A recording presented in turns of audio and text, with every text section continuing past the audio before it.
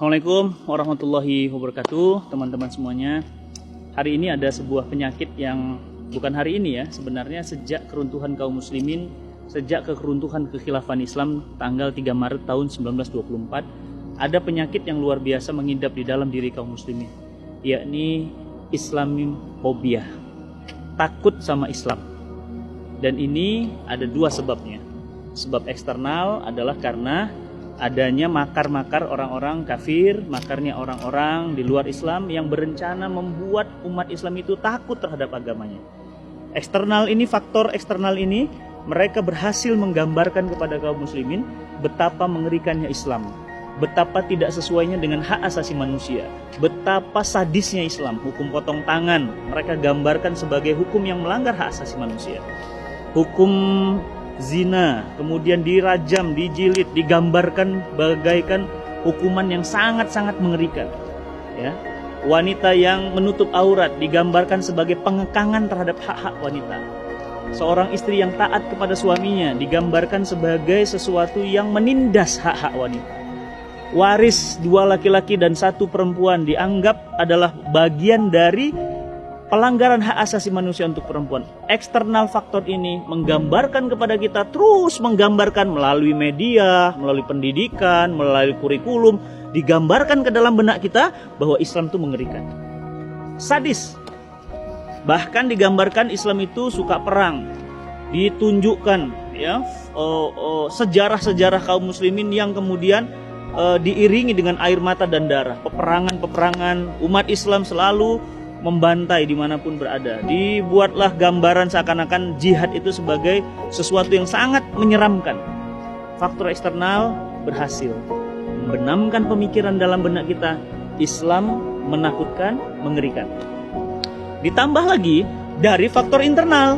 Sudahlah faktor eksternalnya datang, faktor internalnya umat Islam tidak mengerti Islam. Coba antum bayangin, antum ditakut-takutin sama kuntilanak. Antum nggak ngerti kuntilanak itu ada apa enggak, makin jadi nggak takutnya.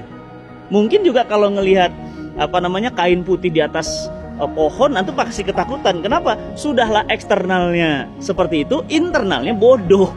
Jadi lengkap penderitanya, faktor eksternal, faktor internal. Nah, faktor internal ini apa? Faktor karena umat Islam itu nggak ngerti Islam. Ditakut-takutin hukum potong rajam, hukum potong tangan, hukum rajam, hukum jilid, jihad. Ya, ditakut-takutkan sebagai sebuah hal yang menakutkan. Ditambah nggak ngertinya kaum muslimin, makinlah dia. Maksudnya nggak paham terhadap agamanya sendiri. Jadi dia nggak mengerti kenapa dua bagian laki-laki, kenapa satu. Kenapa Islam membolehkan misalnya hukum poligami? Kenapa kemudian tidak poliandri?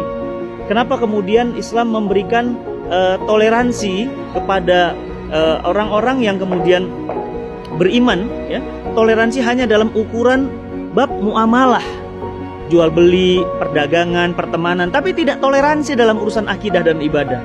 Jadi sudahlah, makanya umat Islam ini secara ilmunya memang terhambat, bodoh.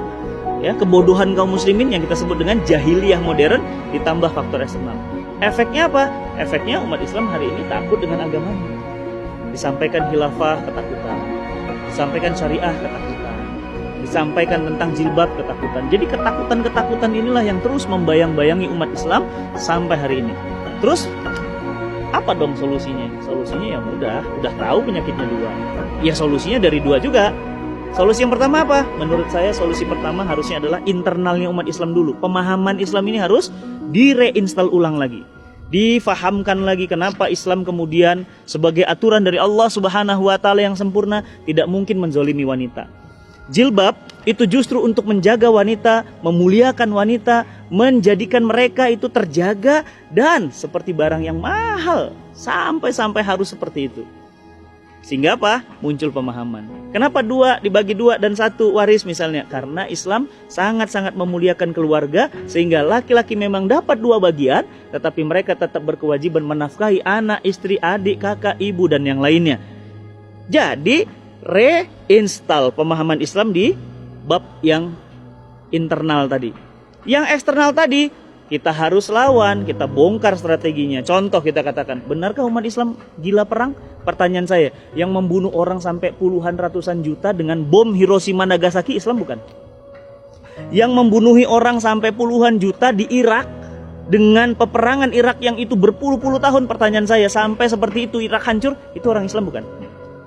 Yang kemudian menghancurkan negeri-negeri kaum muslimin di Palestina, di Syam, bahkan sampai hari ini umat Islam mau sholat aja nggak bisa, pertanyaan saya, itu pelakunya orang Islam bukan? Jadi nggak adil dong bro, ya mas ya, mbak ya, nggak adil dong ngambil satu capture kemudian mengeneralisir.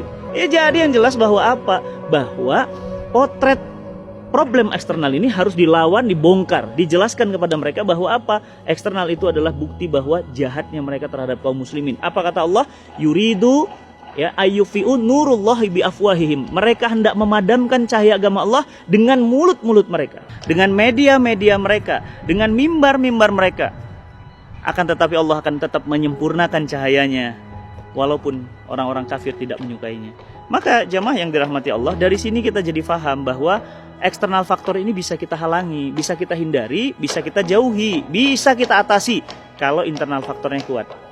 Maka alhamdulillah saya sekarang senang banyak kanal-kanal dakwah, banyak majelis-majelis taklim, banyak majelis-majelis ilmu. Itu untuk apa? Mereinstall Islam. Maka sahabat semuanya, faktor eksternal akan bisa kita halangi, akan bisa kita jauhi, akan bisa kita atasi dengan pemahaman Islam yang sempurna. Maka sebab kemerosotan umat Islam, menurut yang saya pahami adalah karena jauhnya umat Islam dari pemahaman Islam yang benar. Maka yuk sama-sama kita perbaiki pemahaman kita dalami lagi akidah kita dalami lagi syariah kita dalami lagi bab dakwah kita, sehingga muncul kebanggaan bahwa Islam adalah agama yang mulia, agama yang harusnya dipeluk oleh seluruh bangsa dan seluruh manusia, sehingga kemudian Allah Subhanahu wa taala pantas mengatakan, "Walladzi arsala rasulahu bil huda wa dinil haqq liyudhhiru 'ala dini kullih wa kafa billahi syahida." Ya, maka wajarlah kalau Islam selalu dimenangkan, karena Allah Subhanahu wa taala nggak mungkin mengutus agama sempurna, separipurna kecuali Islam. Ayo teman-teman semuanya, rajin belajar Islam, mengkaji Islam lebih dalam sehingga kita bisa mengatasi eksternal faktor dan kita akan kembali mulia bersama Islam. Assalamualaikum warahmatullahi wabarakatuh.